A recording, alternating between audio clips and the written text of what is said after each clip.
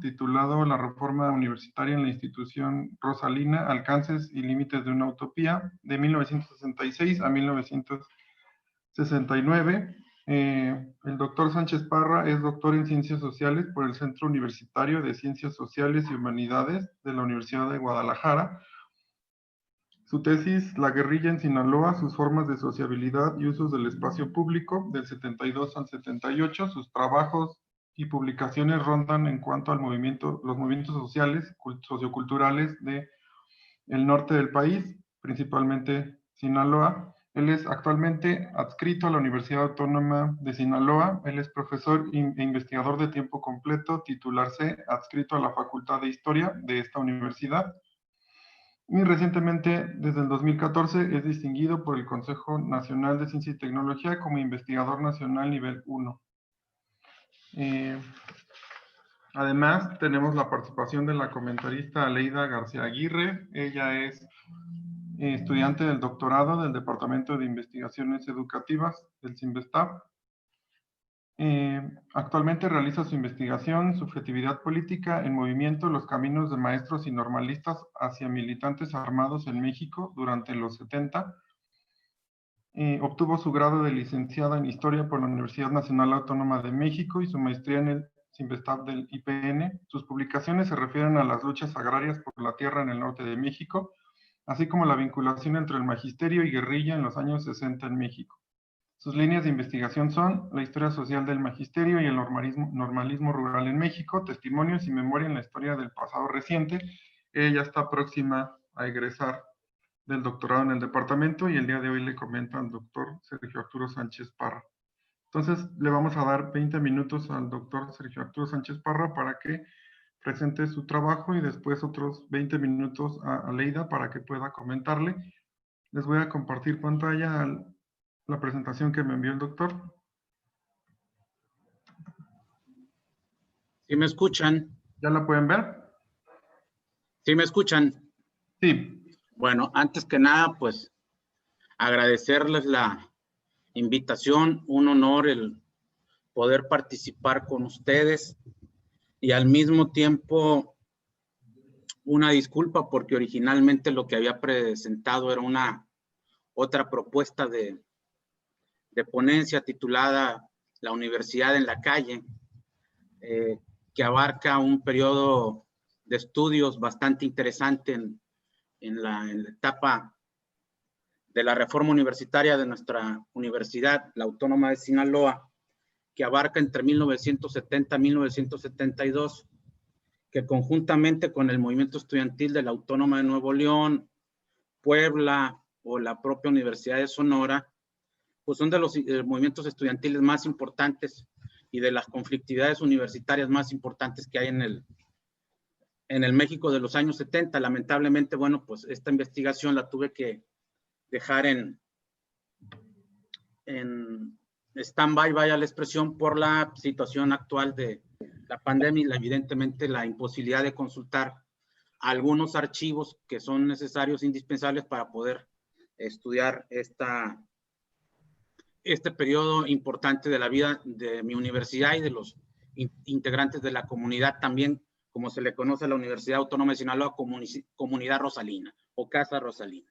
Y por lo tanto, pues les agradezco la oportunidad de poder presentar otra investigación que está en curso y que en términos formales tengo que entregar el informe final ahora a más tardar el 15 de diciembre, en tanto yo estoy gozando desde inicios de este año de mi año sabático y el cual presenté un proyecto de investigación que evidentemente tuvo que ser reformulado y aceptado por las instancias de mi universidad, pero que estoy obligado en términos formales de entregar un resultado potencialmente para una publicación y que lo que aquí estoy presentando es una especie como de resumen bastante apretado de una investigación que ya estoy en las etapas de comenzarlo a pulir y que actualmente ronda en las aproximadamente 240 cuartillas que tienen que ver también con un periodo de la vida de mi universidad y de su comunidad bastante interesante,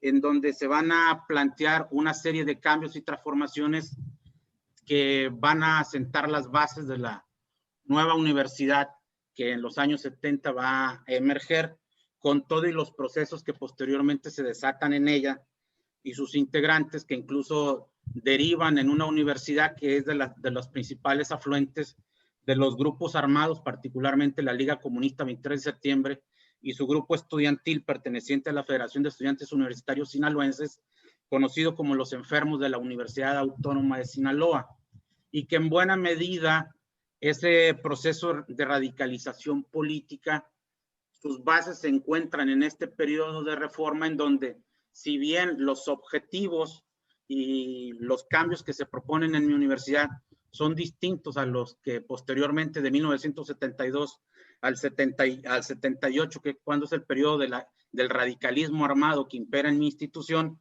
aquí se sientan en buena medida las bases del mismo. Esta imagen que les presento pues tiene que ver particularmente con, este es el edificio central como nosotros le conocemos, actualmente ya es un museo, pero durante todo el siglo, finales del siglo XIX, 1873 es fundada mi institución en Mazatlán, Sinaloa, para posteriormente, un año después, pasa a la capital sinaloense, Culiacán, en donde sigue estando establecida la sede principal. Y este edificio, que antes, en la década de los 30 del periodo cardenista, tiene por nombre Universidad Socialista del Noroeste, o USNO, es de una sola planta y que posteriormente en los años 40 se le va a construir la parte superior, y que sigue siendo el emblema distintivo de lo que también conocemos como la Casa Rosalina, el edificio central, actualmente museo y sede durante muchos años en este periodo de estudio, en su interior.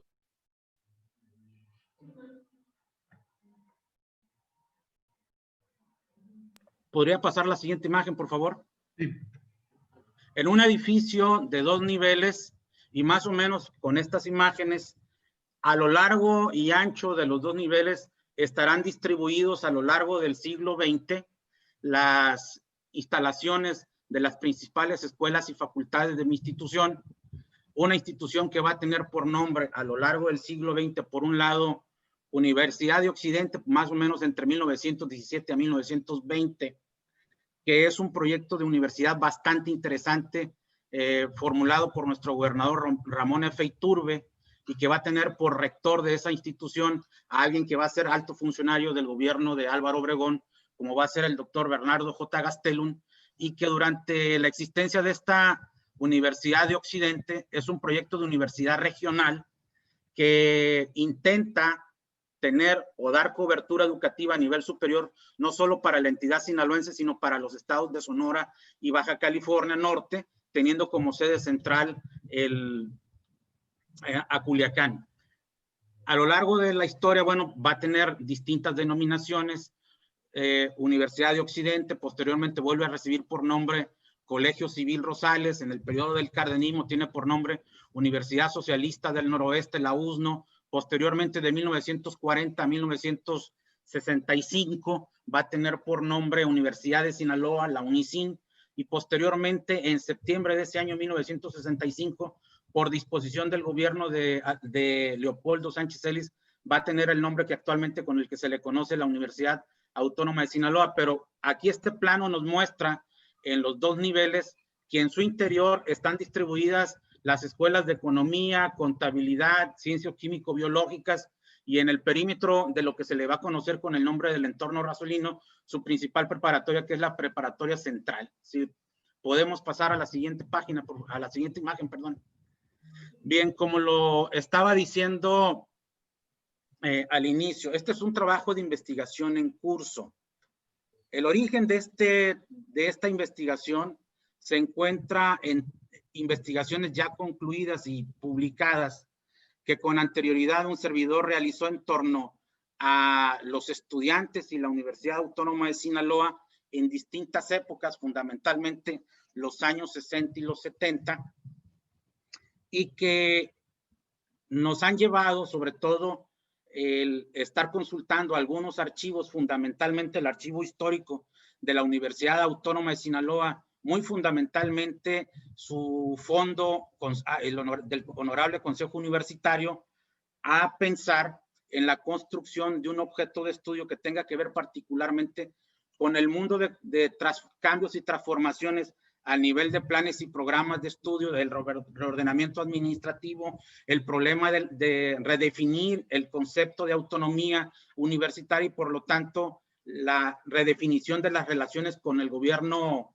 de la entidad y con el gobierno federal, que particularmente en los años 60 y los años 70 va a ser un tema de bastante confrontación entre mi universidad y su comunidad con el poder legislativo y con el poder ejecutivo de Sinaloa.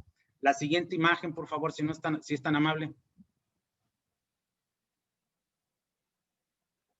Bien, esta investigación está sustentada particularmente en una serie de trabajos sobre el pasado reciente o de principios del siglo XX o durante el porfiriato que ha existido sobre nuestra universidad, desde propiamente trabajos de historiografía, es decir, historia escrita, hasta una vasta historiografía, diría el finado Álvaro Matute, que tiene que ver con estudios de carácter sociológico o provenientes de las ciencias de la educación, que han trabajado distintas etapas de la historia de nuestra institución y particularmente un servidor junto con Rafael Santos Zenobio o Leticia Valencia Sauceda, somos los que hemos trabajado a la UAS, particularmente en estos periodos de los cuales hoy intento concretar una investigación. La siguiente imagen, por favor. Bien, esta investigación que la estamos llevando en curso fundamentalmente se sustenta en una serie de fuentes documentales, por un lado proveniente de lo que se le conoce con el nombre de versiones públicas de la Federación de Estudiantes Universitarios Sinaloenses, que se encuentran en la Galería 1 del Archivo General de la Nación y unas menos en la Galería 2 de la Dirección de Investigaciones Políticas y Sociales, pero fundamentalmente las versiones públicas de la FEUS son una columna vertebral de este trabajo de investigación que llevamos en curso. El otro tiene que ver con la información proveniente de los decretos gubernamentales, los informes del gobierno del Estado y los debates que se han gestado en el Congreso de nuestra entidad, que tienen que ver particularmente con las deliberaciones en torno a las distintas leyes orgánicas que se debaten y se formulan y se aprueban en 1963, en 1965, en 1968 y posteriormente en 1970. Pero fundamentalmente la investigación en la que estamos ahorita inmersos con todos sus bemoles le apuesta al explotar, vaya la expresión, a una fuente documental insuficientemente trabajada a pesar de su riqueza, que es la fuente de los fondos documentales provenientes de los libros de actas del Honorable Consejo Universitario de nuestra institución, los cuales un servidor ha estado consultando hasta antes del cierre de la universidad, sistemáticamente de 1966 hasta inicios de 1970, en donde pretendemos documentar, encontrar las evidencias empíricas del conjunto de afirmaciones que tienen que ver con la propuesta de reforma universitaria que instrumenta nuestra universidad bajo la rectoría de Rodolfo Monjaraz Buelna y el apoyo a este rector de la Federación de Estudiantes Universitarios Sinaloenses en estos años de estudio 1966 a 1970 y finalmente la otra fuente documental que estamos utilizando en esta investigación tiene que ver con la hemerografía regional, particularmente 2 diarios de circulación aquí en la capital sinaloense, Culiacán, que tienen que ver con el diario de Culiacán de los años del 66 a principios de 1970 y el Sol de Sinaloa de estas mismas fechas. La siguiente imagen, por favor.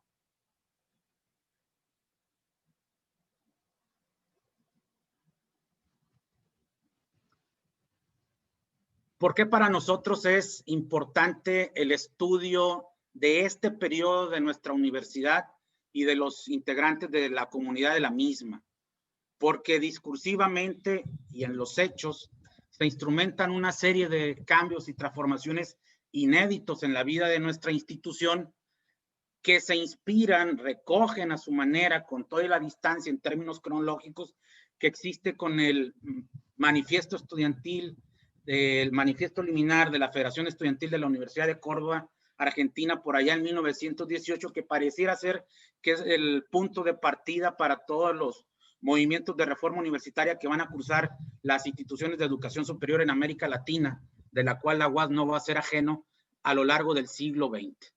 Por otro lado, lo que pretendemos es, bajo la lógica de Reinhard Koselleck, el padre de la historia conceptual, en esta idea, en estas tesis que él plantea en el libro Los estratos del tiempo, como historiador, reconstruir una experiencia histórica sustentado en ciertas fuentes y evidencias documentales que hemos mencionado, pero al mismo tiempo mi experiencia histórica sustentada en un conjunto de métodos historiográficos con los cuales poder interpretar estas fuentes documentales utilizadas y que particularmente tienen que ver con la historia de lo cultural y la historia de lo político como los principales métodos historiográficos con los cuales un servidor está trabajando esta investigación, y finalmente recoger una experiencia histórica, es decir, un hecho histórico en sí que está inserto en una temporalidad que abarca una década de los años 60, que implica un conjunto de movimientos estudiantiles y procesos de cambio y transformación en algunas universidades de nuestro país, particularmente si nos vamos para el caso de Sonora o el caso de Baja California, acá en el noroeste de México, más o menos en términos comparativos, cursan estos procesos de reforma universitaria, por los cuales también la universidad nuestra está cursando. Y al mismo tiempo, esta experiencia histórica y de su comunidad, bueno, ubicarla en un análisis temporal de más vasta, larga duración, vaya la expresión, cuyo arranque se encuentra en 1918, cuando en Argentina, en la Universidad Nacional de Córdoba, pues se plantea esta idea de la reforma universitaria y que las distintas casas de estudios superiores en el continente, a su manera, dependiendo de los contextos históricos geográficos en los que se encuentran, adoptarán el ideario del manifiesto liminar. La siguiente imagen, por favor. Y lo que nosotros fundamentalmente estamos buscando con nuestra investigación, pues es documentar en qué consistió en sí este proceso de reforma universitaria que implican una serie de cambios y transformaciones que finalmente se confrontan con los poderes ejecutivos y legislativos de la entidad. Partiendo de las tesis de estudiosas de los movimientos estudiantiles y de las universidades, como lo sería la investigadora de la UNAM, Renate Marcis, una corporación, es decir, una universidad, no es un ente aislado, y los procesos de cambio y transformación que instrumentan y que estas pueden estar cristalizadas en un proyecto de ley orgánica, la cual plantea desde los fines y tareas sustantivas de una institución de educación superior, las relaciones entre los estamentos o integrantes de la comunidad universitaria, la estructura de gobierno que la requiera.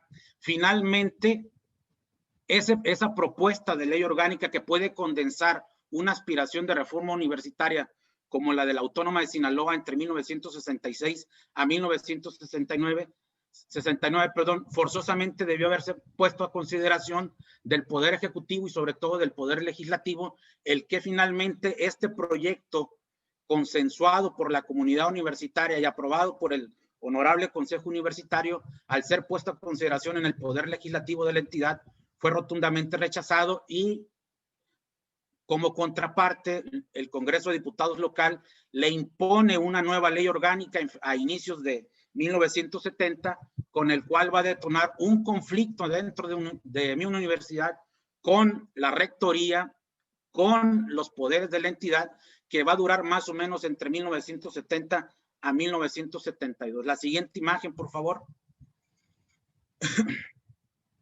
Particularmente, a grandes rasgos, lo que nosotros encontramos de evidencias empíricas que sustentan esta idea de que mi universidad está cursando por un proceso de reforma universitaria entre 1966 a 1969, en primer lugar, es las fuerzas y grupos políticos que la están impulsando. Evidentemente son estudiantes, son profesores y es un rector, pero los grupos y fuerzas políticas que lo están impulsando fundamentalmente es la izquierda comunista, militantes del Partido Comunista Mexicano, que comienzan a ejercer influencia en los órganos de decisión, tanto de los estudiantes como de la propia institución en la Autónoma de Sinaloa. Estas tesis de reforma universitaria, pues lo que van a plantear a grandes rasgos es, por un lado, la democratización en el acceso a la educación superior en la entidad. La base de datos que ahí muestro en el texto que ustedes amablemente leyeron y seguramente tendrán sus comentarios y cuestionamientos, nos está planteando ahí, por ejemplo, el cómo mi universidad comienza a crecer en términos de unidades académicas que la van a integrar desde preparatorias hasta escuelas profesionales. Por otro lado, una exigencia cada vez mayor de democratizar el gobierno universitario, empezando por las escuelas con los consejos técnicos, manejando la idea de la tesis, de la paridad en el gobierno de las escuelas entre estudiantes y profesores, para finalmente el punto central de esta reforma universitaria que se cristaliza en el proyecto de ley orgánica presentado al Congreso de Diputados en 1969, tiene que ver con que un proyecto de ley orgánica inédito no solo por el contenido, sino porque es el proceso de discusión colectiva que se da al seno de nuestra institución, que plantea por vez primera la desaparición de la Junta de Gobierno como el órgano de poder, de máximo poder en la estructura jerárquica de la institución, y que particularmente en adelante, como hasta la fecha lo es, el Consejo Universitario sea la entidad que se encargue de legislar y de gobernar todos los asuntos que atañen a nuestra institución, empezando por el nombramiento del rector y los directores de las escuelas y facultades que conforman a la UAS. Finalmente, en esta idea de reforma universitaria, nuestra institución va a reorientar y reglamentar el servicio social, que va a tener un claro contenido de favorecer a los sectores populares de la entidad y de otras regiones del noroeste del país con la presencia de los prestadores del servicio social, y al mismo tiempo una política asistencialista que hasta la fecha mantiene nuestra institución, que a partir de 1967 se funda, que tiene que ver con la existencia de un universo de casas del estudiante universitario, de las cuales yo también fui morador en un momento determinado, al momento de estudiar aquí en Culiacán, Sinaloa, y que nos da cobijo, nos da alimento, nos da resguardo para los estudiantes de bajos recursos, provenientes no solo de nuestra entidad, sino también de otras entidades federativas de la República, Oaxaca, Chiapas, Guerrero, de la zona centro del país, de Veracruz, de Tamaulipas o del norte de nuestra entidad, que vienen a cursar sus estudios superiores a nuestra institución, porque la Casa de Estudios Rosalina, desde 1967, ha fundado casas del estudiante que permiten el que estudiantes de otras partes del país puedan vivir en su interior y poder estudiar en las aulas de la institución. Podemos seguir con la siguiente imagen.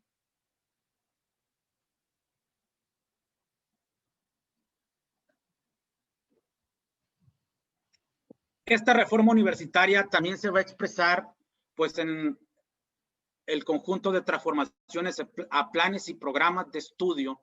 Particularmente lo que yo intento destacar, no en la base de datos que ustedes ahí pudieron haber leído, sino en el grueso de la investigación, con toda la información fragmentaria que tengo, es sobre todo hacia las carreras orientadas a las ciencias sociales, trabajo social, economía, derecho, ciencia política, o el plan de estudios general de las preparatorias, sobre todo las materias que tienen que ver con las ciencias sociales y humanidades, el cómo esta reforma universitaria, la currículo cada vez más va a recoger la influencia de las posturas de la militancia de izquierda, que se van a traducir en una currícula cada vez más orientada a las lecturas y a la interpretación de la realidad, a través de las tesis del materialismo histórico y el materialismo dialéctico. A partir de ello, este proceso de transformación de los planes y programas de estudio en las distintas escuelas y facultades de nuestra universidad y del plan de estudios general para las preparatorias de la misma, se va a comenzar a gestar esto que denomina, este concepto de mutación cultural proviene de François Xavier Guerra en su libro Modernidad e Independencias en América Latina, que tiene que ver particularmente con los cambios en los referentes mentales de los individuos o los grupos, producto de la circulación de literatura, de escritos, de la deliberación o discusión en torno a lo que se está leyendo, y que particularmente esta mutación cultural que se va a comenzar a gestar en mi institución, fundamentalmente entre profesores y estudiantes, los va a llevar a adoptar una serie de símbolos como las del Che Guevara, Marx, Lucio Cabañas, Genaro Vázquez, para posteriormente esa mutación cultural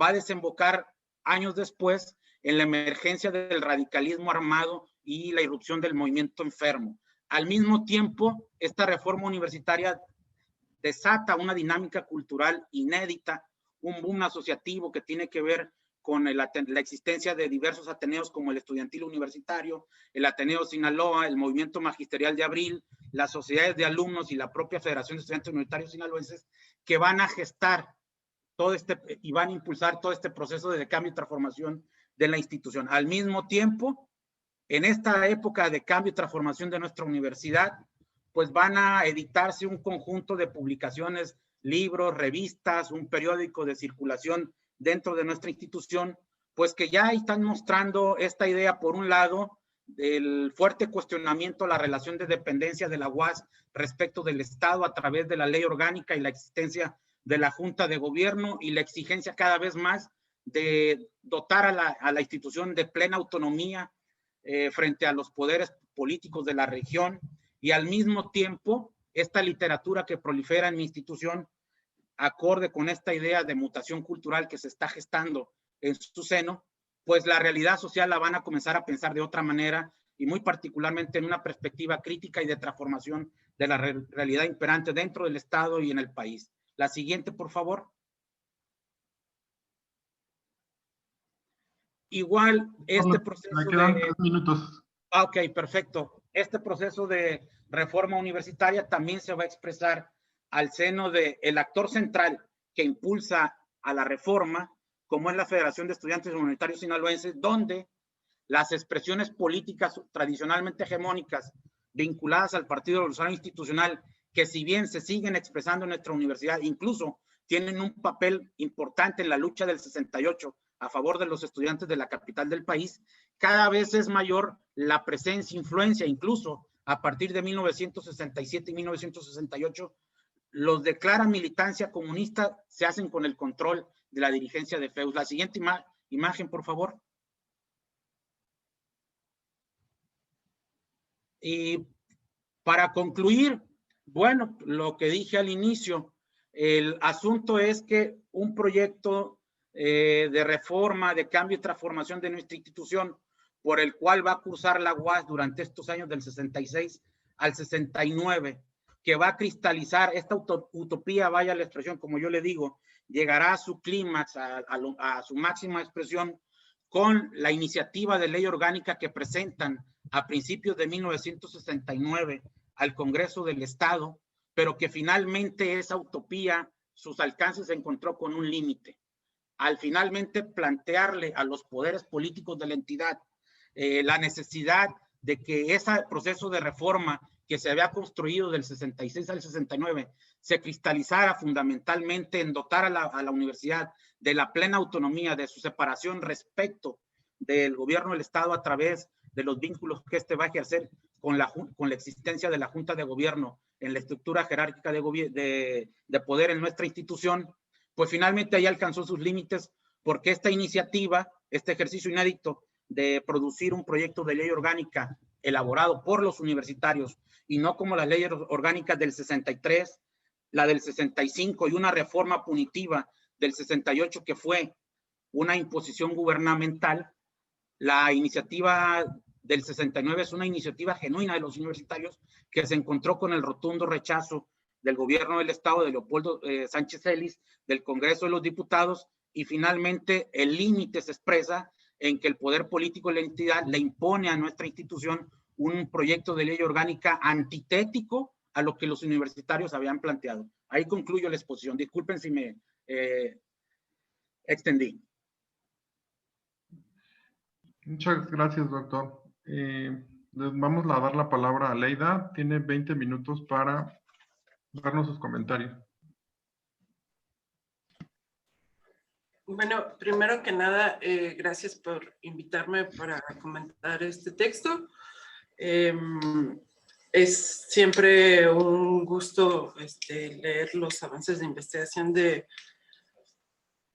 Sergio Arturo, porque pues me parece que el trabajo que has hecho es en buena medida lo que nos permite a los historiadores que estamos preocupados por movimientos estudiantiles y etcétera, entender más de cerca a la UAS, ¿no? Y al movimiento estudiantil y luego al movimiento político militar, ¿no? A las organizaciones político-militares que operaron en Sinaloa.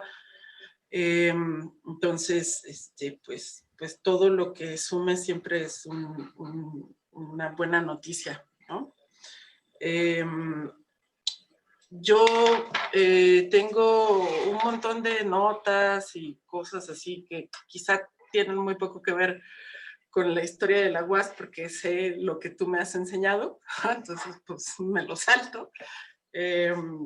Pero en términos de organización del texto, algunas sugerencias de análisis, cosas así, tengo un montón de notas y trataré de tomar las más relevantes, ¿no? Primero que nada, fue para mí un poco complicado entender cómo debía agarrar el texto. Ahora me queda muchísimo más claro que es una cosa como un resumen ejecutivo de una investigación mucho más grande, ¿no? Y bueno, esa parte como qué era el texto, ¿no?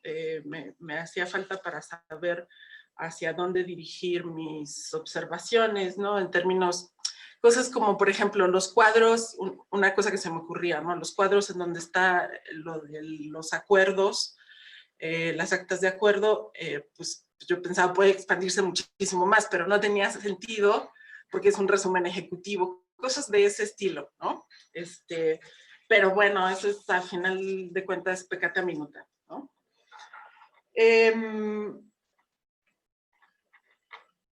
La primera cosa que yo señalaría es que incluso aunque sea un resumen ejecutivo y si te sirve después para hacer la introducción o para presentar esto en otro lado, tal, siempre conviene dejar muy claro desde el inicio con quién es que te estás dialogando o con quién te estás peleando, porque yo me peleo con todo el mundo, por eso digo pelear, ¿no? Con quién estás en polémica en términos historiográficos, ¿no? O en diálogo, pues, ¿no? Con qué historiografía, porque de pronto me parecía, al inicio me parecía que estabas muy en diálogo con la historiografía que se refería a este impacto o esta influencia de la reforma cordobesa en América Latina, ¿no? De la reforma de Córdoba en América Latina, y entonces por ahí entonces habría que apuntalar unas cosas un poquito más, ¿no? Pero si estás más en diálogo con movimientos estudiantiles, con la historiografía de movimientos estudiantiles en México, entonces hay que meter otras cosas, como, porque en realidad es una investigación que puede como lanzarse hacia diferentes bandas, ¿no? Y tú lo sabes, y entonces por eso de pronto es pertinente ubicar a la lectora con quién estás dialogando, ¿no?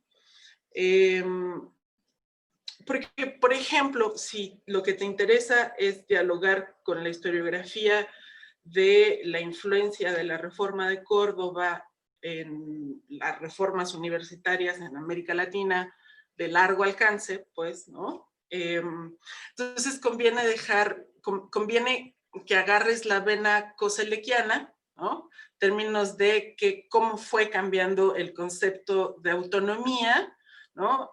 No solo en el tiempo, ¿no? Sino también regionalmente, lo cual supone que entra en diálogo con otras tradiciones de autonomía y de cogobierno, etcétera, etcétera. Entonces, ¿qué es la peculiaridad de la influencia de la Reforma de Córdoba en la UAS, ¿no? En oposición a la de Colombia, que retomas 2 o 3 textos, ¿no? Entonces, porque decir influencia no significa que pues todo fue igual, ¿no? Sino, bueno, ese tipo de cosas, ¿no? Para empezar, la otra cosa que, ¿con quién estás dialogando? ¿No? La otra cosa que, como es el concepto en el que abres, yo me preguntaba como, ¿para qué te sirve el concepto de experiencia histórica en tu análisis? ¿No? Concepto de experiencia histórica de Koselleck es un concepto hermoso, ¿no? Y todo lo que sé de Koselleck se lo debo en buena medida a los seminarios con Eugenia Roldán, que buena suerte que está acá, ¿no? Pero digamos, no me queda claro cuál es la ventaja de traer a cuento ese particular concepto de Koselleck en oposición a un análisis de conceptos sobre autonomía, ¿no? De rama koselleckiana, o digamos, esa elección, términos de cómo se construye el conocimiento histórico en esta investigación, creo que vale la pena que lo explicites, ¿no? Luego, en el terreno como de las sugerencias y de todas las cosas que me fueron saliendo durante la lectura, ¿no? Creo que conviene en general reducir el uso de la voz pasiva en el texto, ¿no? Porque eso hace que se pierda el sujeto un montón de veces. Yo soy una adicta de la voz pasiva en recuperación permanente, ¿no? Entonces, de pronto, el subtítulo como la UAS se reforma, ¿no? O se gestó una huelga, es como, caray, digo, por tu propio texto sé que la UAS no se reformó espontáneamente y a sí misma, ¿no? Pero hay momentos en los que es confuso quién es el que está actuando, quién es el que está haciendo las cosas, ¿no? Con quién está en diálogo un sujeto, cosas por el estilo que conviene como revisar en general en todo el texto, ¿no? Porque es muchísimo más sencillo escribir en voz pasiva y eso lo entiendo perfecto, ¿no? Pero en términos de lectura, sí conviene verlo nuevamente, ¿no? Y la otra cosa que tiene que ver con esto es dejar muy claro desde el inicio cuáles son como los sujetos de la investigación, ¿no? Términos generales, te preocupa entender la reforma en este texto en particular, de 66 a 69, ¿no? Pero el más amplio pues tiene una periodicidad más grande, ¿no? Pero digamos, ¿cuáles son los actores centrales ahí, como la relación dialógica entre qué actores, entre qué sujetos están construyendo la reforma, desde cómo tú estás pensando la reforma, ¿no? Entonces está ahí, por un lado, la FEUS, pero por otro lado están los estudiantes, que son cosas diferentes, ¿no? Está el movimiento estudiantil, que es otra cosa diferente a los dos anteriores, ¿no? Están los maestros, pero también están los maestros en ciertas agrupaciones, como hay un montón de actores ahí mezclados que creo que vale la pena presentar de una forma más clara, porque van apareciendo en el camino como, y también estaba y también estaba y bueno, eso conviene como dejarlo un poquito más claro desde el principio. Son un montón de actores, un montón de sujetos, cuáles son los que a ti te importan para entender a la reforma de la UAS, ¿no? Luego, hay una cosa acá que es como mi observación más pesada, si quieres decirle así, que es la noción de que Córdoba tiene un impacto en lo que está sucediendo en la UAS a finales de los años 60, en la segunda mitad de los años 60, ¿no? El razonamiento ahí es enteramente deductivo, ¿no? Tenemos un montón de bibliografía que dice que la reforma de Córdoba influenció a las reformas universitarias, ¿no? Del siglo XX. La UAS tuvo una reforma universitaria, ergo, la UAS, esa reforma de la UAS tiene influencia de Córdoba, ¿no? Entonces es un razonamiento deductivo clásico, pues, ¿no?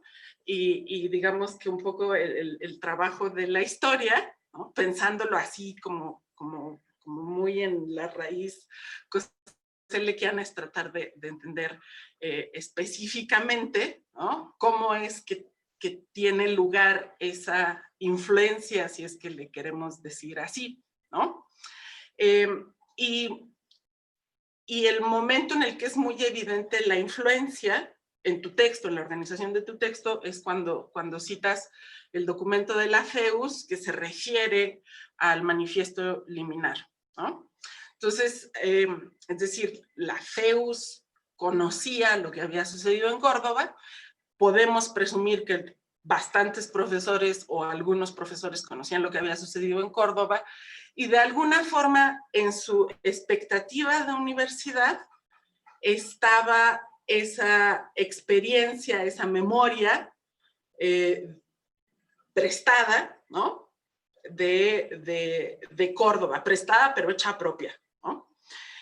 Y entonces esa expectativa que llama a un pasado específico, ¿no? Así bien coselequianamente, ¿no? Está actualizándose en un presente, en una experiencia específica, ¿no? Y esa, es decir, por esa cita que tú nos traes y por otras muchas cosas que tú te sabes de memoria, ¿no? Esa es una de los ecos del pasado que están formando una expectativa de universidad. Pero yo me atrevo a sugerir que la idea de democracia y de cogobierno y de etcétera, etcétera, no es exclusivamente de la Universidad de Córdoba, ¿no? No es exclusiva de la reforma de Córdoba, ¿no? Y para el caso mexicano, la experiencia de las normales rurales de cogobierno es re importante, ¿no? Y no estoy diciendo que es esa una influencia para la reforma de la UAS, estoy diciendo que es muy probable que haya otros ecos del pasado o del presente que se estén tejiendo en la formación de una expectativa de universidad, que es la que se pone en movimiento durante la reforma, durante la pelea por una reforma o la pelea por expulsar a un rector, o etcétera, etcétera, ¿no? Entonces, tal como está puesto en el texto, como es un razonamiento deductivo perfecto, ¿no? Así con el ergo y todo, ¿no? Esa parte, es decir, falta un montón de la especificidad de ecos del pasado y de experiencias del presente, ¿no? Que hacen que un grupo determinado de estudiantes y de profesores quieran transformar a la universidad, ¿no?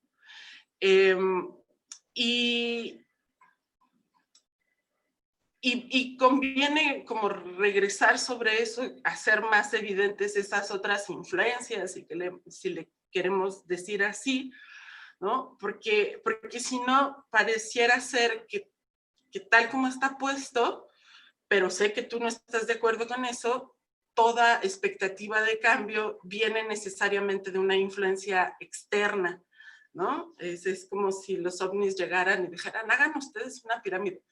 Y yo sé que eso no es el objetivo de tu trabajo, ni de ni de ninguno, pues, ¿no? Pero en términos de cómo está puesta la exposición, está muy cargado hacia el cambio viene de fuera, la transformación viene de fuera, ¿no? Y creo que conviene revisarlo, ¿no? La otra cosa que puede ser grande, porque es lo que a mí me interesa, ¿no? Tal cual leo siendo quien soy, ¿no? Es la noción de que la expectativa de una universidad en la que los estudiantes tienen poder de decisión y de participación y que tienen derechos, ¿no? Que esa expectativa es formada únicamente durante la juventud, ¿no? Y como eso, pues yo fui formada en el día en investigaciones educativas, ¿no? Y luego me metí a cosas que tienen que ver con subjetividades y emociones y cosas así, súper padres, pero que sé que no es la onda de mucha gente, ¿no? Particularmente me he preocupado por tratar de entender las huellas de la escolarización temprana en esas expectativas que hemos asignado a la juventud, ¿no? Es decir, la idea de que yo como sujeto tengo derecho, obligación, tengo la responsabilidad de participar en lo que sea que está sucediendo en la esfera pública, ¿no? No es algo que se forma exclusivamente en la juventud, sino que en realidad en la juventud se transforma algo que había sido formado durante la infancia, durante esa primera experiencia de escolarización que es la escuela primaria, ¿no? Y pienso en términos de los sujetos que yo estudio, ¿no? Que desde muy chicos comienzan a participar en cosas muy básicas como eso, yo ahora voy a leer en voz alta el texto que dice el profe que tengo que leer, ¿no? Luego yo voy a decir una poesía, luego yo me toca decir esa poesía, pero ya frente a los padres, o luego me toca decirlo en una plaza pública, etcétera, etcétera, ¿no? Y la noción de que la voz propia debe ser escuchada en el espacio público, ¿no? O que vale la pena ser escuchada, ser pronunciada en el espacio público, ¿no? No es necesariamente algo que se forma en la juventud, ¿no? No es algo que necesariamente proviene de esos años de universidad. Y yo sé que a ti te preocupan exclusivamente cuando están en la universidad, ¿no? Pero desnaturalizar la idea de que la expectativa de autonomía y de participación en la cosa pública es de la juventud puede ayudar a ver desde otro lugar los datos que tú tienes, ¿no? Sobre todo en términos de cómo llegan a la conclusión de que tienen que transformar su universidad, ¿no? En estricto sentido, sí llegan a esta conclusión cuando son jóvenes y están en una universidad, ¿no? Pero ahí están metidos ecos que no necesariamente son políticos, ecos que no necesariamente son ideológicos, sino que tienen que ver con la formación de subjetividades, de afectos, de comprensión del mundo que no atraviesa por si eres comunista o no, ¿no? Sino que atraviesa por cómo te piensas a ti mismo en el mundo y cómo piensas tu voz dentro del mundo, ¿no? Y entonces no todo es exclusivamente ideológico, no todo necesariamente viene de la Revolución Cubana, y etcétera, etcétera, ¿no? Sino de una formación del sujeto muchísimo más amplia, muchísimo más rica, ¿no? Que empieza con la vida misma y con las múltiples posiciones que uno ocupa como sujeto, ¿no? Ya se me va a acabar el tiempo, Alejandro, porque ya prendiste tu cámara. No, te quedan 4 minutos, no te preocupes. Ah, ok. Entonces, aunque, y esto es así tal cual para dialogar, porque es algo que tú sabes qué es lo que me preocupa, ¿no? Pero que además me estuvo saliendo en texto, ¿no? Como tratar de desnaturalizar la idea de que la expectativa de cambio se forma exclusivamente en la juventud, o deriva exclusivamente de la experiencia de la juventud, ¿no? Porque quizá regresamos a ver esa experiencia de la juventud como más frescamente o con más dudas o algo por el estilo, ¿no? Eso. Y porque relacionado con esto, porque acá está mi otra nota con esto, la noción de que es la expansión de la matrícula universitaria lo que expande ideas como progreso y movilidad social, ¿no? que están moviéndose en la universidad, pues un poco desde investigaciones educativas uno diría como, no, pues es la expansión de la escolaridad primaria, ¿no? Es la creación del sistema educativo nacional y su expansión lo que está expandiendo la idea de que vale la pena llegar a la universidad, ¿no? No es haber llegado a la universidad lo que expande la idea de que vale la pena estudiar, ¿no? Es decir, si los padres se esfuerzan por mandar a sus hijos a la escuela, es porque la expansión de la escolaridad primaria, en términos,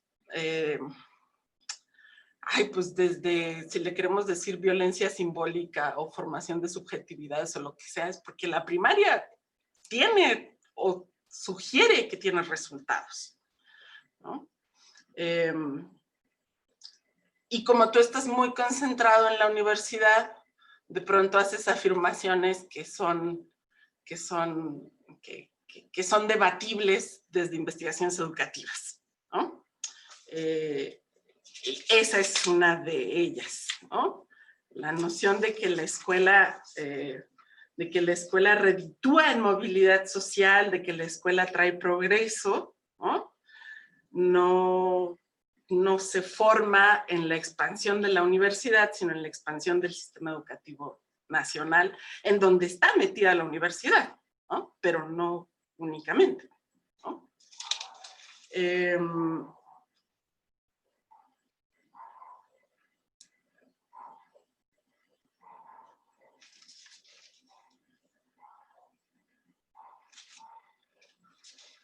Espérame que tengo otra más acá.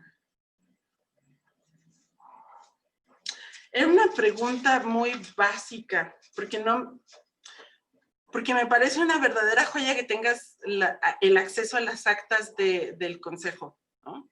Que dependiendo de universidad eso es inaccesible, o accesible a través de conectes o cosas por el estilo, pero me parece una cosa así como súper deliciosa, ¿no? Y no me quedó muy claro si lo que consignas en el cuadro es tu resumen ejecutivo del acuerdo o es como se consignó ahí, ¿no? Tal cual. Porque hay algunas entradas que yo quería saber mucho más, ¿no? Y dije como, pero ¿será que está, no está? Es un resumen de Sergio, ¿qué es, no?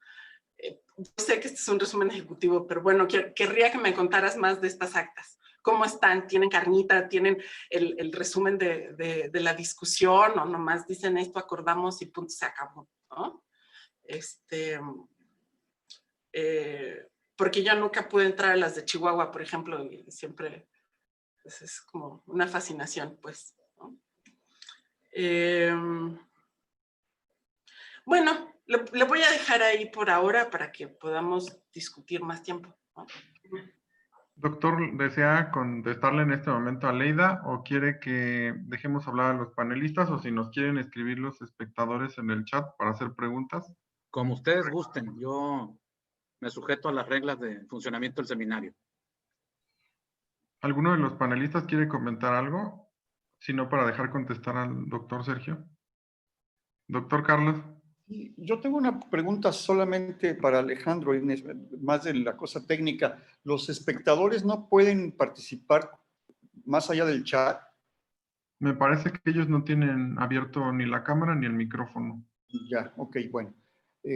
Ya que tengo la palabra, sí le voy a preguntar algunas cosas al doctor ponente.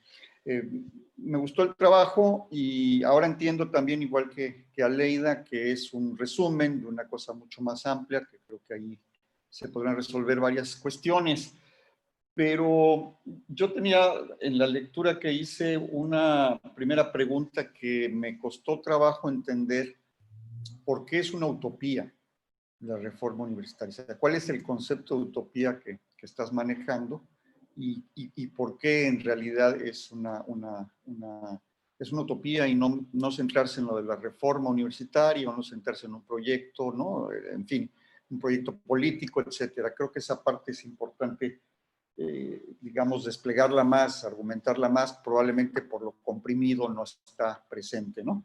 La otra cuestión es, y la Leida lo apuntaba también en términos de la continuidad o de la herencia del legado de reforma universitaria de Córdoba, que creo que es importante también darle mucho espacio y argumentación.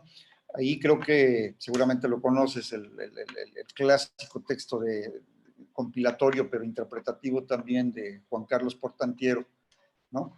Puede ser ahí como una manera de ir como dialogando, y para el contexto mexicano no es esa época, pero sí la época que tú tratas, aquel también ya olvidado texto, pero que me parece que puede ser útil, de Olac Fuentes, sobre las épocas de las universidades mexicanas, que publicó en algún número de Cuadernos Políticos, ¿no?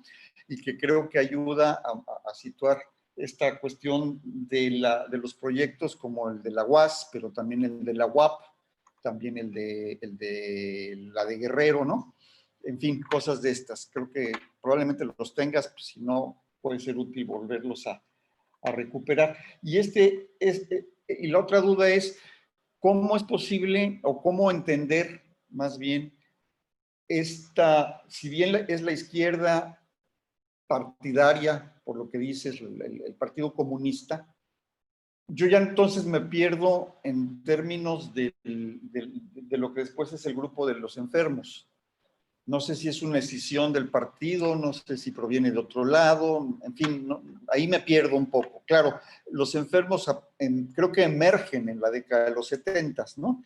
Que tú cortas antes, pero en términos como de antecedente, no sé qué tan antecedente sea ese, y obviamente pues también para vincularlo a nivel de la institución otra vez con la universidad misma, ¿no? O sea, el proyecto de los 60 tiene continuidad o hay una ruptura con el proyecto que después se encabeza Franco y estos otros rectores, ¿no? Esas serían como mis dudas.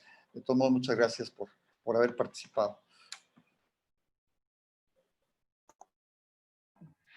¿Algún otro panelista? Yo quiero decir algo.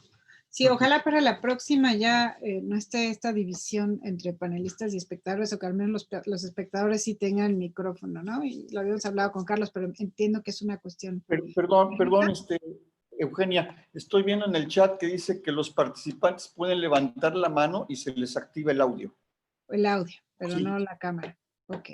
No sé. Ajá. Sí, porque bueno, finalmente este seminario solía ser una mesa redonda, entonces Sí, es un poquito extraño esto. Entiendo que son cuestiones técnicas y también son decisiones un poco del colegio que estamos explorando también, pues estamos explorando el seminario, cómo continuar en esta modalidad virtual y cuál es la manera más cómoda. Bueno, sí, yo quisiera decir un par de cosas que tienen que ver con lo que retomó Aleida. Sí, el texto me gustó.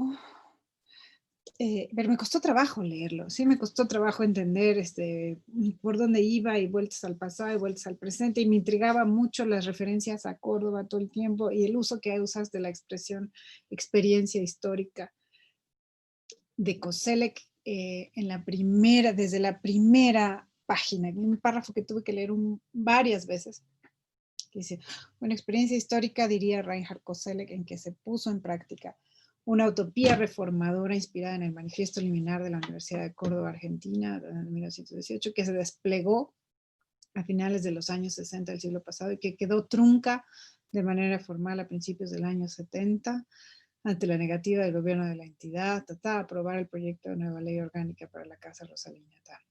¿Qué es una experiencia histórica? No me acaba de quedar claro. Una experiencia en la que hay capas de una experiencia anterior, porque no sé, o sea, citas a Koselleck, pero no me queda claro de qué manera retomas la noción de experiencia histórica de Koselleck, ¿no? Y en ese sentido, pues sí, a mí también todo el tiempo me hacía ruido porque Córdoba, ¿no? ¿Cómo lo usaron? ¿De qué manera Córdoba el Manifiesto Liminar, pues se construyó en un referente para el 68 en Sinaloa? Y eso no lo demuestras en tu texto para nada. A lo mejor sí lo tienes en otra investigación, a lo mejor nos puedes contar un poco de eso. Y ahí quizás lo que conviene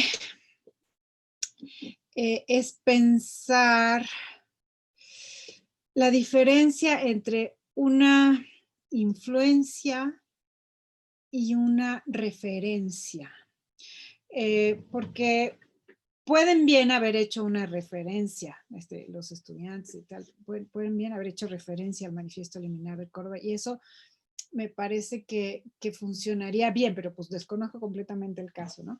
Pero una cosa es invocar una referencia con fines de legitimar un movimiento, una transformación, y otra cosa es asumir que hay una influencia de eso, ¿no? A lo mejor sí la hubo, pero a lo mejor es solo una referencia. Y invocar a esa referencia es una manera de lo que Jürgen Schieber diría una externalización. Externalizar a otro tiempo, otro momento, otro contexto para invocar una reforma, y no tanto a una tradición local, a una experiencia más inmediata. O sea, sí, yo sí entiendo que el Manifiesto Liminar fue muy importante para los movimientos autonómicos en América Latina, pero en el texto no me queda absolutamente nada claro cómo, ¿no?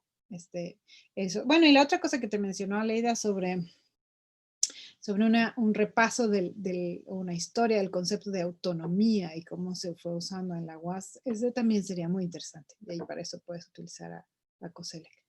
Bueno, ahí le dejo. Gracias. ¿Doctor quiere comentar en este momento o seguimos viendo si alguien más quiere participar o después? ¿Aleida? Yo quería decir algo que se me pasó porque no giré mi última página, que me recordó Carlos cuando habló, que es esta noción de utopía y de la utopía trunca, ¿no? Porque un poco lo que está puesto en esa noción es que, o en esa idea, es que los sujetos involucrados en la reforma de la UAS estaban dirigidos hacia esa reforma y exclusivamente dirigidos hacia esa reforma, ¿no? Es decir, que como si solamente estuvieran pensando en términos de queremos hacer esa reforma, ese es nuestro único objetivo, ¿no? Y lo que sucede en la experiencia del movimiento estudiantil de la UAS, como cualquier otro movimiento, es que en el transcurso del movimiento y desde antes están articulándose otras expectativas y otros sentires sobre el mundo y sobre la posición de uno, y etcétera, etcétera. Entonces, la idea de participar, la idea de hacerse dueños de sus propios destinos en la universidad, ¿no?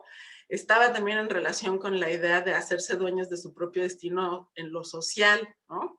Y esa idea no quedó trunca en el momento en el que la reforma quedó trunca. Por eso nacieron los enfermos, ¿no? Por eso la Liga Comunista 23 de septiembre tuvo tanta injundia en Sinaloa, pues, ¿no? O sea, el momento de la represión, como decía Thompson, es el momento en el que uno se da cuenta que es imposible conseguir las cosas que uno quiere en los términos en los que está establecido el juego. Hay que cambiar el juego, se chingó, ¿no? Entonces, esa noción de trunca, y como si eso hubiera sido la única utopía, pues es un poquito problemático porque tienes enseguida a los enfermos, ¿no? Que no hubieran sido posibles sin la experiencia del movimiento estudiantil por la reforma, ¿no?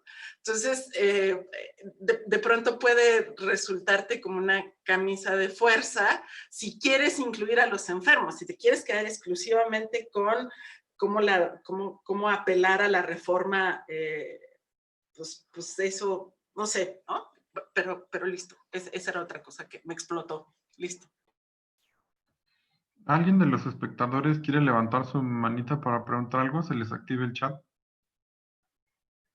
Perdón, el audio.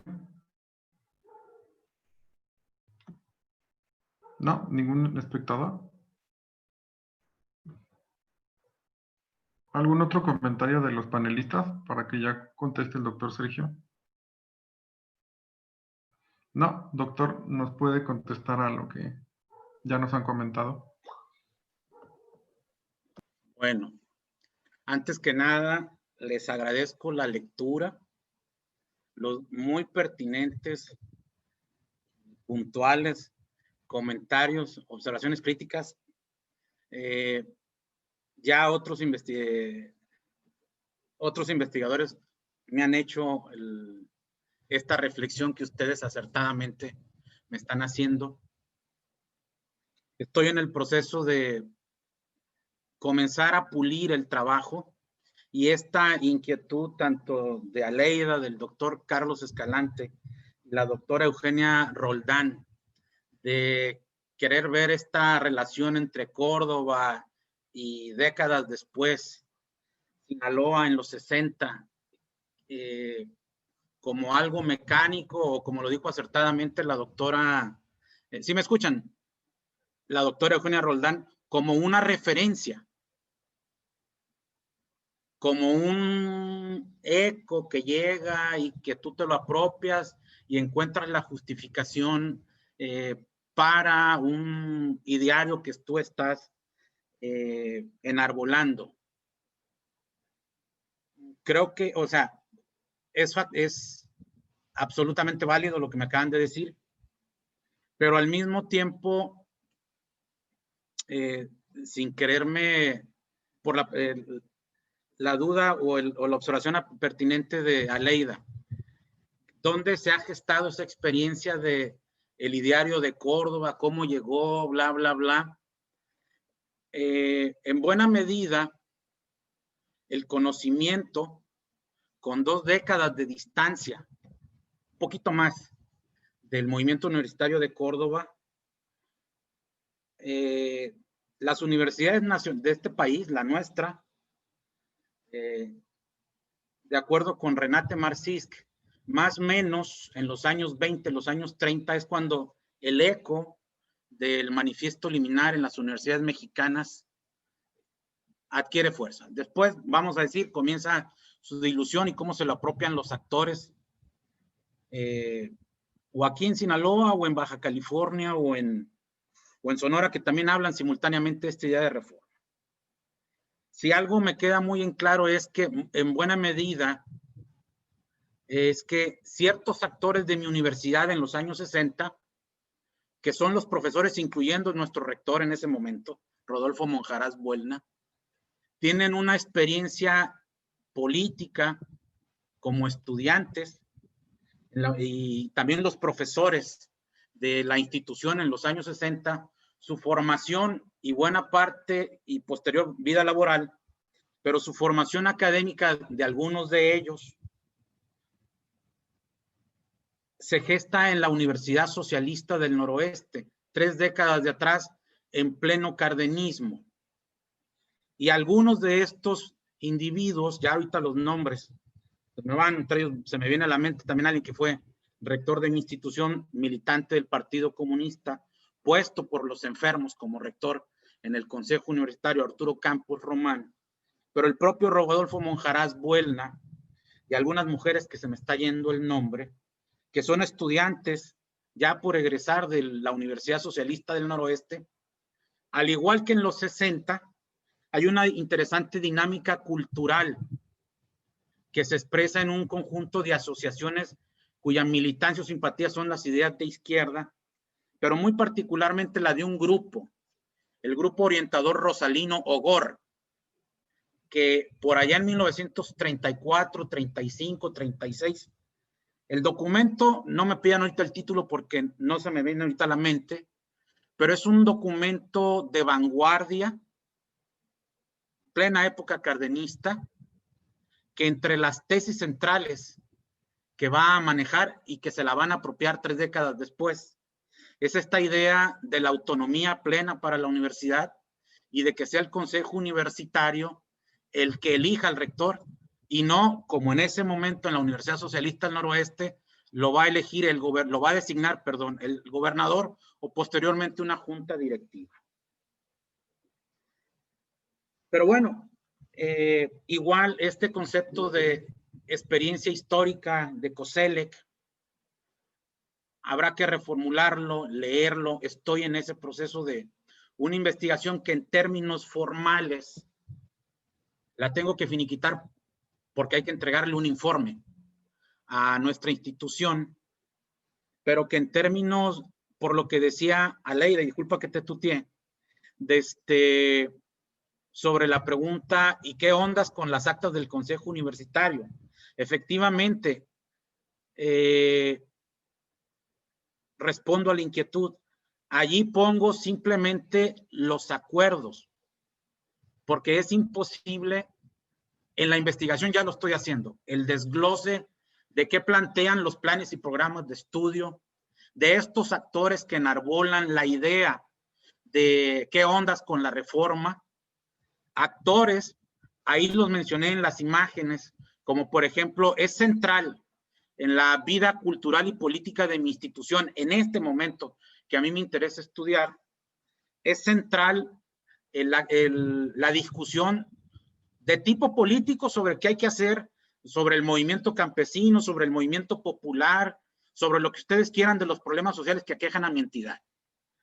Pero al mismo tiempo son espacios de sociabilidad cultural, intelectual, las sociedades de alumnos que en ese momento, los 66, 67, 68, 69, muy particularmente y a lo mejor hasta de manera paradójica, se me viene a la mente ahorita uno, que en buena medida esta discusión de cómo reorientar la enseñanza de las ciencias agrícolas en la universidad, y no solo la cuestión técnica, sino la filosofía, la orientación, a quién tiene que beneficiar la enseñanza de las ciencias agrícolas, tiene que ver con la sociedad de alumnos de la Escuela Superior de Agricultura, y que en buena medida los estudiantes que comienzan a dirigir esta sociedad de alumnos, por respeto no doy los nombres, pero van a ser los que van a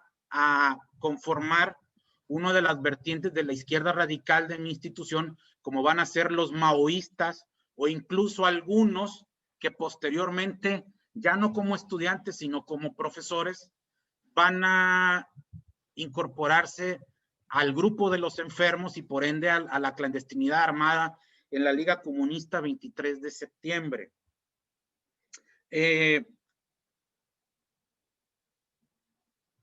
Es decir,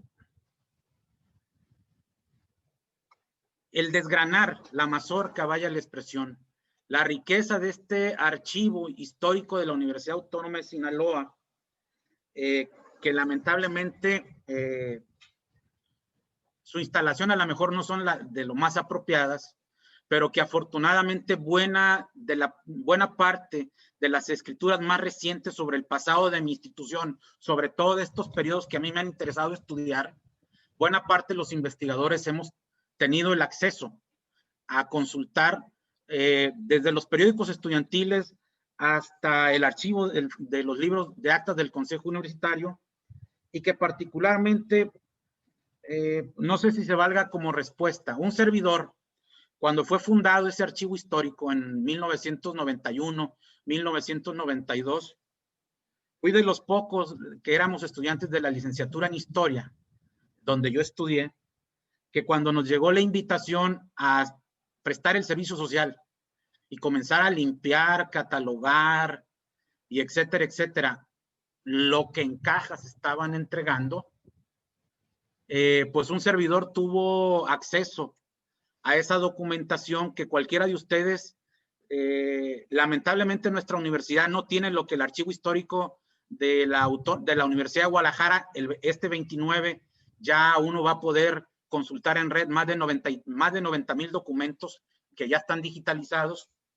Espero poderlos consultar porque a mí me interesa particularmente el asunto del posicionamiento de esa universidad con el 68. De hecho, acabo de entregar para Letras Históricas, la revista de historia de esa institución, una propuesta de artículo de cómo procesó uno de los periódicos tapatíos, El Informador, al 68, y me llamó mucho la atención el posicionamiento de la Universidad de Guadalajara frente al 68, frente a la Ciudad de México, frente a Culiacán, frente a Sonora. Pues esperamos consultarlos de manera digital. Desafortunadamente nosotros no tenemos digitalizado el archivo, y sin embargo,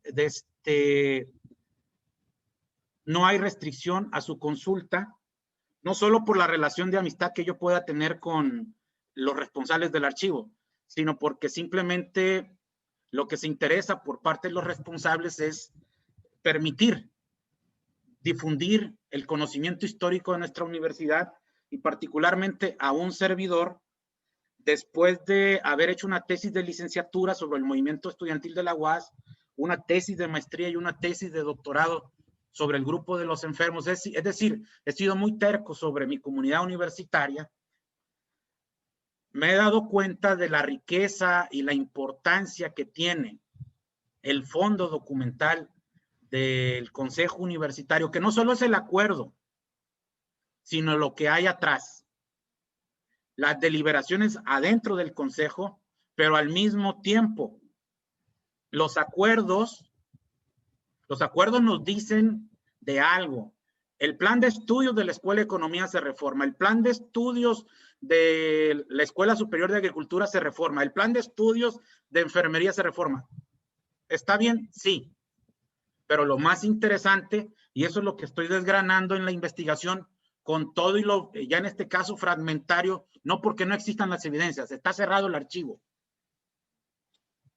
Las sociedades de alumnos, que son uno de estos actores que están pensando y procesando, si ustedes quieren, de manera muy focalizada, transformar a su escuela, enfermería, trabajo social, economía, derecho, contabilidad, administración, ciencias químicas, son estas sociedades de alumnos las que están discutiendo cómo reorientar el futuro de la institución. Y esas discusiones de las sociedades de alumnos, lo que acuerdan, lo que debaten, afortunadamente en el libro de actas de cada uno de los libros de Consejo Universitario, que yo ahí les menciono en los cuadros como esta especie de versión ejecutiva, vaya la expresión, cada uno a su vez, en este caso en la presentación que les he hecho, esconden la otra realidad, la riqueza del debate que se dio para arribar a ese acuerdo, en donde, bueno, se está mostrando a una institución que está interesada en reformar sus planes y programas de estudio, que está interesada en incorporar más escuelas preparatorias, que está interesada en reformar su servicio social y sus vínculos con la sociedad con otro sentido, y que por lo tanto es posible hacer esa investigación y documentar, como acertadamente dices tú, Aleida, quiénes son estos actores que están llevando esta idea de utopía, cuyo concepto, pues ahorita estoy en ese proceso de la pertinencia o no del uso del mismo. Al mismo tiempo, como dices tú, bueno, ¿por qué pensarla como una experiencia, como una utopía trunca?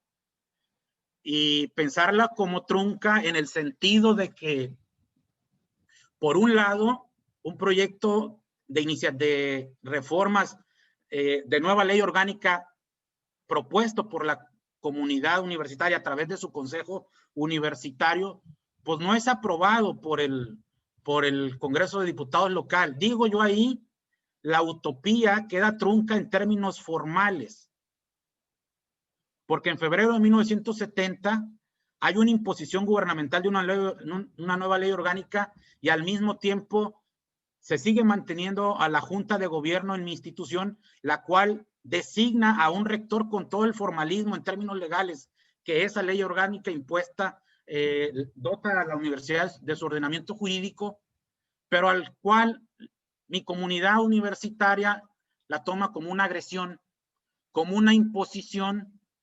Esta utopía trunca en términos formales de que ya no son los que impulsan la utopía de reforma universitaria los que gobiernan a la universidad. Queda trunca en ese sentido.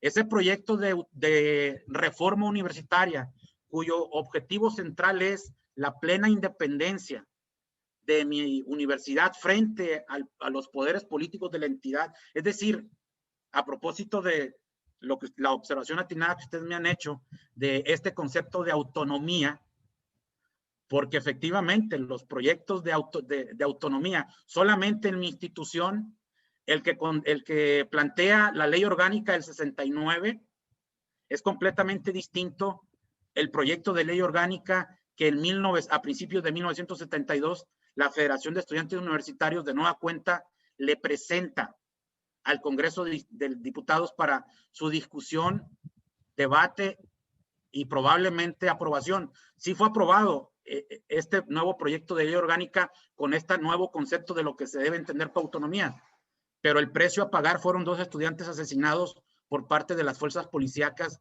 de mi institución, por la intervención policíaca de nuestra institución, porque esta utopía trunca en términos formales de que ya no somos nosotros los que la conducimos, pero frente a un rector impuesto por la Junta de Gobierno, Gonzalo Armienta Calderón, la seguimos reivindicando y mantendremos a nuestra universidad en la calle, como era originalmente el título de la ponencia que yo les presenté cuando ustedes amablemente convocaron a nivel nacional a su seminario, porque a mí lo que realmente me interesaba era, y es una tarea pendiente de un servidor, a mí me interesa mucho el estudiar estos 2 años de 1970 a 1972, que son en términos de conflictividad social, mucho mayor, de conflictividad entre la universidad, su comunidad, frente al gobierno de nuestro estado,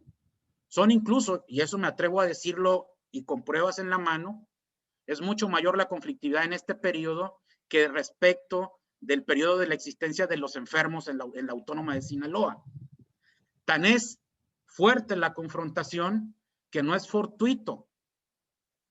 El movimiento estudiantil de Sinaloa del 70 al 72, al igual que el de Puebla, al igual que el de Nuevo León, son los 3 más importantes, y no porque esté pecando de chauvinismo, por la duración, por el nivel de conflictividad, por los actores políticos que se involucran. Muchos de los dirigentes del 68 en la Ciudad de México se vienen acá a Culiacán a asesorar y a orientar políticamente a quienes dirigen la lucha contra el rector impuesto Gonzalo Armienta Calderón, y eso nos da la idea. Incluso hay un debate público ventilado nacionalmente en los grandes periódicos de circulación nacional, que por lo tanto a mí personalmente me llevaban a pensar en la necesaria e indispensable redacción de una investigación sobre este periodo en particular. Lamentablemente no lo puedo hacer, no porque no haya evidencias, las hay y suficientes.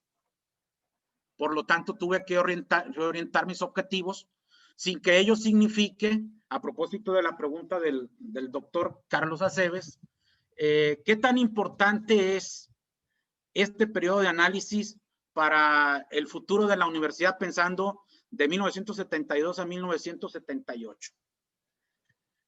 Hay un continuum entre los proyectos de universidad como la investigación que llevo en curso.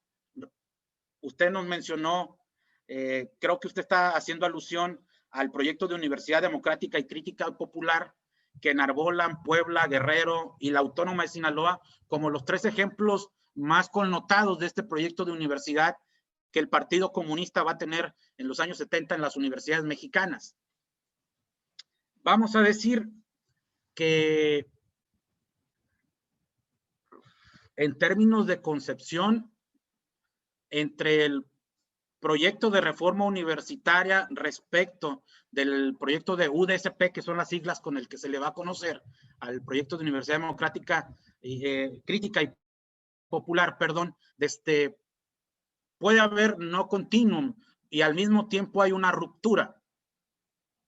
Porque hay una ruptura porque se abre una brecha entre el 72, sobre todo entre el 73 a 1978, en donde la tesis de la Universidad Fábrica, enarbolada por los enfermos, y la 23 de septiembre es la que predomina en mi institución con todas las implicaciones que tiene. ¿Por qué es importante estudiar este periodo de análisis que yo estoy proponiendo? Les agradezco las observaciones, de verdad. Me las quedo con en el buen sentido de la palabra para repensar y reformular un trabajo que ya hay que comenzarlo a afinar para entregar el informe a las autoridades de mi institución. Este periodo, doctor Carlos Escalante, como tal, el grupo de los enfermos no existe. Sí existe, entre otros de los actores que allí pululan, vaya la expresión, en mi universidad, hay un grupo marginal, no tiene nada que ver con el FER de Guadalajara, pero sí existen algunos individuos, particularmente en la Escuela de Economía, alguno que otro en la Escuela de Derecho y alguno que otro en la Superior de Agricultura, que se denominan como FER, Frente Estudiantil Revolucionario, pero al mismo tiempo, algunos profesores que en este periodo de la reforma universitaria se movilizan en el 68, que confrontan al gobierno del Estado en demanda de plena autonomía para nuestra institución, ese activismo político que ahí comienzan a desarrollar, esos vínculos que comienzan a establecer estos profesores o algunos estudiantes incluso ya, por allá por 1968, 1969, van a ser en 1970, 1971, todavía en condición marginal, porque las fuerzas políticas dominantes dentro de mi universidad son, por un lado, las vinculadas al Partido Comunista Mexicano y las Juventudes Comunistas Mexicanas, las JCM, de la que los enfermos van a hacer una escisión. Y que en este periodo del 68, 69, 70, 71, comienzan a acuerparse, a construirse como organización sin estar pensando en que ellos van a ser los futuros enfermos, pero comienzan a existir, muy particularmente en el 70 al 72, las dinámicas nacionales, la dinámica interna de la universidad, la dinámica propia de la entidad, que está altamente influenciada por movimientos populares, movimientos de obreros y por movimientos de campesinos, van a perfilar ya en ese momento del 70 al 70, hasta abril del 72, a este grupo estudiantil y magisterial en menor medida, que se les va a conocer con el nombre de los enfermos de la Universidad Autónoma de Sinaloa.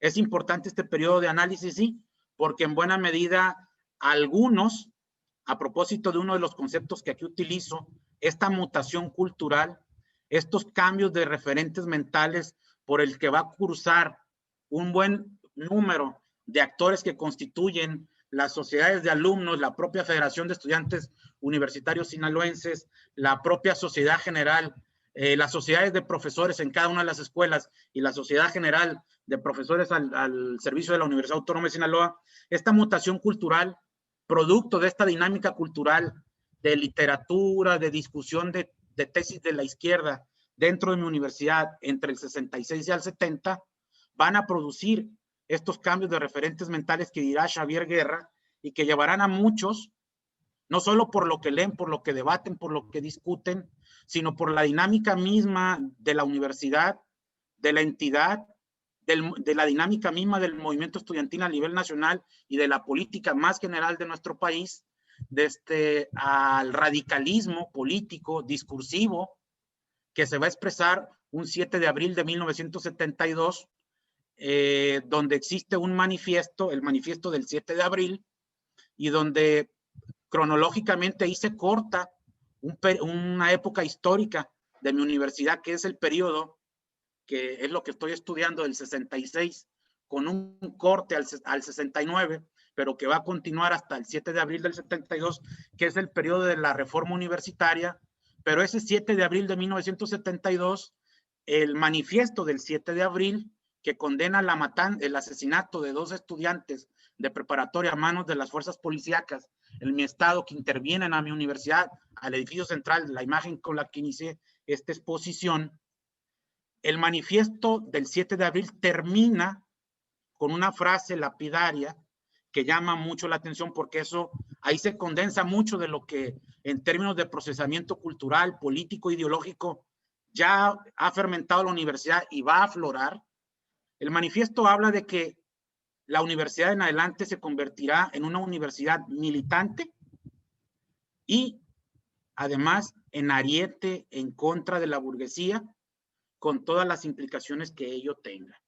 Les agradezco en verdad, por un lado, la oportunidad de haber expuesto estas tesis. Soy muy malo para escribir, una disculpa si los confundí con el organigrama de mi texto, que intentan condensar en 24, 25 cuartillas una investigación en curso que ya llevo ahorita y que estoy en la fase de repensar en la introducción estas inquietudes de ustedes formuladas de experiencia histórica, el concepto de utopía, qué tan pertinente, la referencia al manifiesto liminar, qué tan pertinentes son, pero que esta investigación, con todo lo que de riqueza documental me ha dado el archivo histórico y su libro de actas del Consejo, las versiones públicas de la FEUS, de la DFS en el AGN, como también las actas de debate del Congreso del Estado de aquí de Sinaloa, referente a las leyes, a las reformas y adiciones a las leyes orgánicas,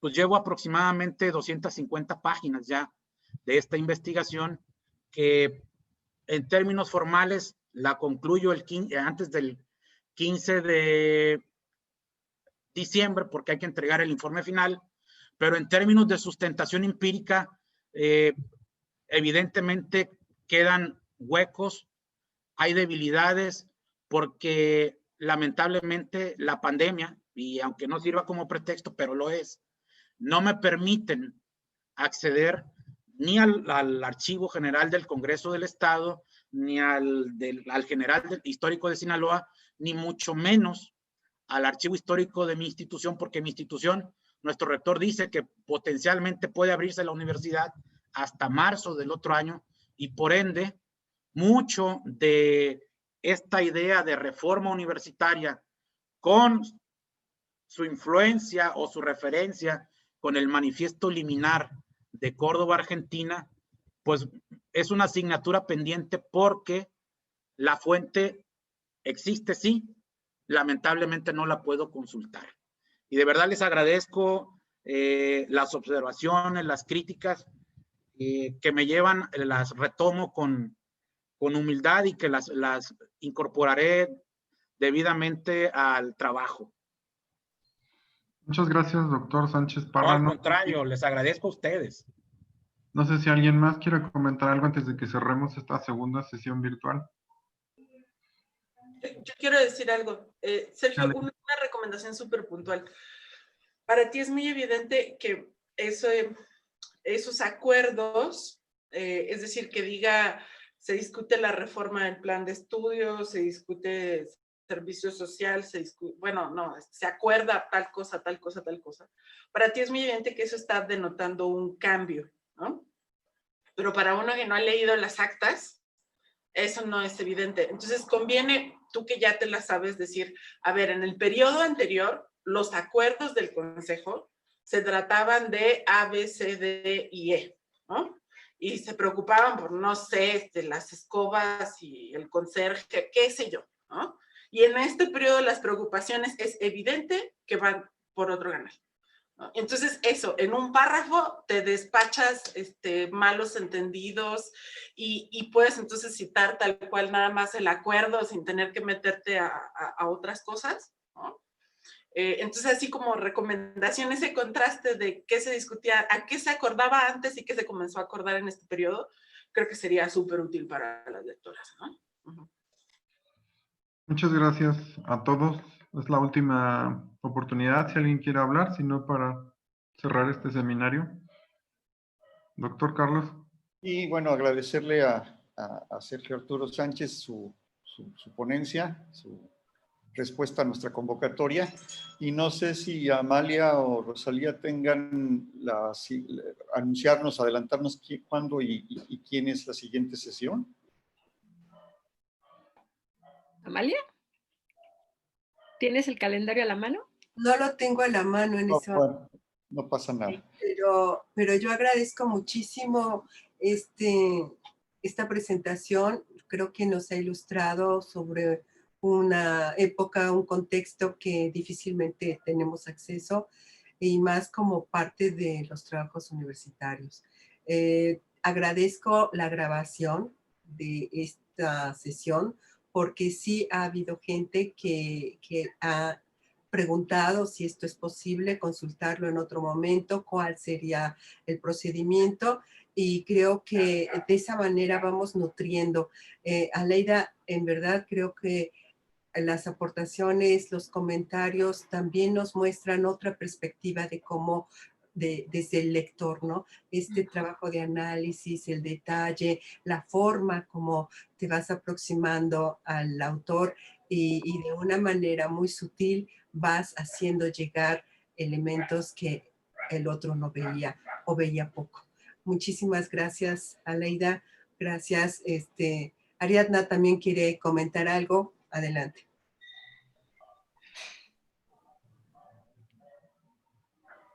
Tu micrófono, Ariadna. Está apagado, Ariadna. Perdón, no, encontré el calendario, nada más que está incompleto, porque como no hemos hecho una versión pública, pues nada más tiene como el principio del título, pero sí sabemos que el 24 de noviembre, a esta misma hora, a las 4 de la tarde, va a estar la investigadora argentina Lucía Leonetti, presentando un texto que se titula La Odisea del Conocimiento, pero no tengo el subtítulo.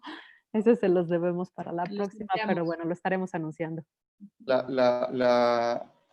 Lucía Leonetti es la comentarista. Ah, perdón. Pero Ponente, bueno. Sí, perdón. No, tienes razón. Estoy leyendo mal. El ponente es Sergio Friedemann. Sí. Bueno, pues yo también agradecer mucho a Sergio, a Aleida, los comentarios evidentemente también de un trabajo muy, muy preciso, una lectoría bastante buena y la ponencia también nos abre un panorama de otra región del país, que eso es lo que queremos, que tengamos pues una presencia de diferentes entidades del país, realidades educativas, que creo que enriquecen mucho pues el objetivo de este coloquio. ¿Sí? De este seminario. Bueno, pues muchas gracias a todos y les haremos llegar el programa Amalia, Carlos y Ariadna nos vamos a poner a trabajar y Eugenia para enviárselos lo más pronto posible. Muchas gracias a todos. Gracias. Ay, gracias Alejandro también por la moderación, te lo agradezco. Gracias a ustedes. Hasta luego. Chao. Muchas gracias. Adiós, Ariadna. Gracias. Gracias. Gracias, Carlos.